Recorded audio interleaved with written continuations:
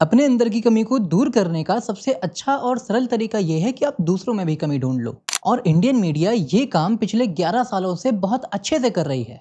ये वीडियो देखिए। अमेरिका दुनिया का सबसे बड़ा कर्जदार देश बन गया है। 48 दिनों में 86 लाख करोड़ रुपए बढ़ा है अमेरिका का कर्ज।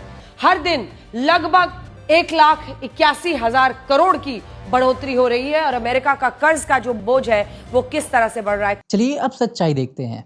अमेरिका पे अगस्त 2025 तक के आंकड़ों के हिसाब से 35.5 ट्रिलियन डॉलर का कर्जा है और ये कर्ज लगातार बढ़ता जा रहा है।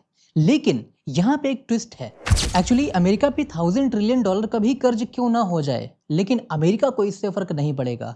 Reason, first of all, dollar दुनिया की रिजर्व करेंसी है और इससे अमेरिका इजिली किसी से भी उधार ले सकता है।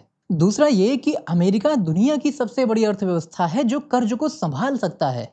तीसरा और सबसे बड़ा रीजन, डॉलर दुनिया की वैश्विक करेंसी होने के चलते अमेरिका जब चाहे नई करेंसी छाप सकता है। चौथा ये कि अमेरिका अपने यूएस ट्रेजरी डिपार्टमेंट के जरिए ट्रेजरी बॉन्ड्स बेचकर उधार लेता है और दुनिया की सबसे सुरक्षित करेंसी होने के चलते सारे देश अमेरिका को कर्ज दे देते हैं। इसलिए यहाँ बात है भरोसे की कि डॉलर डूबेगा नहीं। इवन अमेरिका से दुश्मनी रखने वाला चीन भी उसके ट्रेजरी बॉन्ड्स में निवेश करता है। अब एक मजेदार बात, अमेरिका जब किसी देश से उधार लेता है तो दूसरे देश सुरक्षित निवेश के चलते सबसे कम ब्याज दर पे उससे उधार दे देते हैं। लेकिन अमेरिका इसे लौटाता कैसे है? दरअसल पिछले कर्ज के भुगतान के लिए अमेरिका वापस से एक नया कर्ज ले लेता है और दूसरे देश ये सोचते हैं कि उनका निवेश बहुत सुरक्षित और सही जगह पे हो रहा है। लेकिन बाकी देश अगर ऐसा करेंगे तो लोग सोचेंगे कि ये डूब रहे हैं। ये फर्क है हम में और उनके कर्जदार होने में।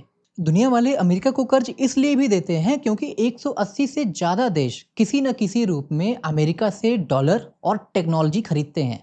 इसलिए अमेरिका के कर्जे को लेके इतना खुश होने की जरूरत नहीं है।